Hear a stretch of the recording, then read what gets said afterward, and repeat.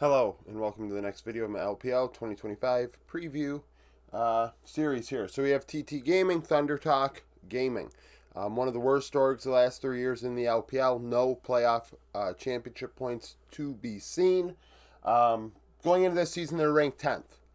In part, mainly due to Beshwan and 1XN. Those both are some of the best players in their role in the LPL. Upper half easily, and statistically, even better than that. It's the other three roles, especially the solo lanes, that may leave a little bit to be desired, and we'll get into that. So in top lane, we have Hoya. Hoya ranked as the worst top laner in the LPL last season. Going into this season, he's 13th because there are three top laners, I believe, that were not in the LPL last year or the LCK, so their stats are a bit skewed. 2.5 KDA, 51 KP, and a 7.6 CS per minute. Very weak side, low resource. Made sense alongside Beshwan. I'm not going to really punish him for that. But in the end, Hoya does not really offer that carry threat either. So he's kind of pigeonholed. Like, this team is very meta dependent. Negative 1.2 share differential, 1.18 damage divided by gold. Under 500 DPM last season. 155 gold behind at 15 minutes, 2.66 damage divided by gold. 2.66 vision efficiency. 15 champions, 77 games, ranked 13th, is 24 years old. Renekton, Kesante, and Poppy are 55% of his games last season. So, using an import spot on Hoya, I'm sure you could find a better Korean top laner somewhere else, in my opinion. Jukes is the backup. Jukes had no games last season in LDL. Junglers, Beshwan. Beshwan last season ranked third out of LPL junglers. Carry-oriented meta is his bread and butter. We've seen it since his FPX days. It's why I, always say he's one of the better players in that role as a carry, similar to Meteor in that way. 3.4 KDA, a 76.2 KP, 6.8 CS per minute. 3 out of every 4 kills, and yet very high farm. The team went through Beshwan.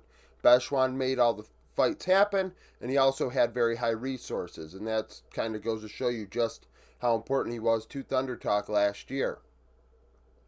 Even share differential, 1.33 damage divided by gold, up 320 at 15 minutes at 3.43. Vision efficiency, 19 champions, 77 games, ranked third, 23 years old. Brand, Viego, Zyra, 36% of his games. Those are carry-oriented champs, and it fits the bill, right? That's what he was last year. Zhao Houndgren did not play with the main roster last season, is one of the higher-rated prospects in the LDL in his role. One could argue contract prisoned. I wouldn't, but he could be. 3.4 KDA, 73.8 KP, 6.6 CS per minute. Once again, another player, 3 out of every 4 kills almost, in high farm. He made things happen for Thundertalk Young. 1.18 damage divided by gold, 21 champions, 66 games. The third jungler on the roster is Moonlight, no games played last year. They've imported a mid laner, Saytab, who played with DRX last season in Challengers and the main roster. He played a bit in 2023 as well. Replacing UCal goes to DRX, so it's almost like a trade there. UCal is better than Saytab. We'll see how Saytab does now in the LPL. We'll see how because LPL and LCK are pretty close, but the challengers, sometimes can come in and be competitive. It'll be a real test, for sure. Keep in mind, out of these 79 games, the majority are challenger games, 45 of them, in fact.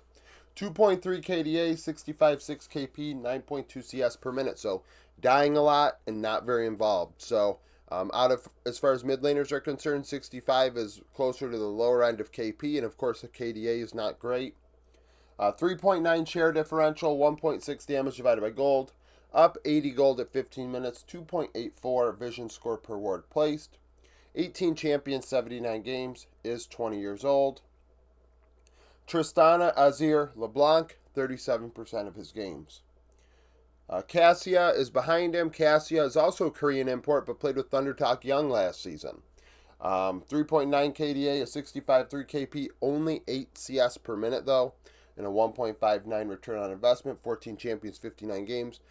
He's going to have to show improvement. That's very low resource, especially in the meta that we saw last year in summer and with the 80 carry mids and things. That's kind of unacceptable. 1XN, one of the brighter young 80 carries in the LPL.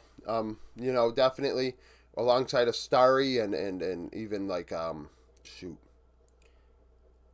someone else just gave me Assume.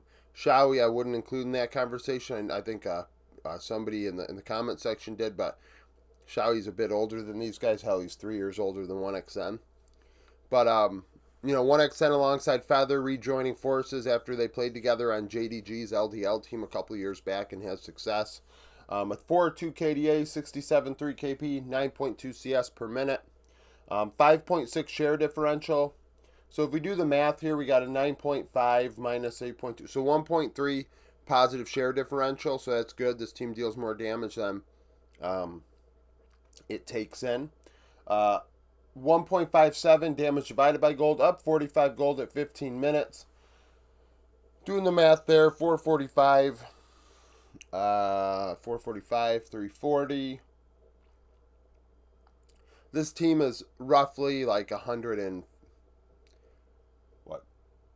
340, 185 or so in the positive department. So it is ahead at 15 minutes if things held true.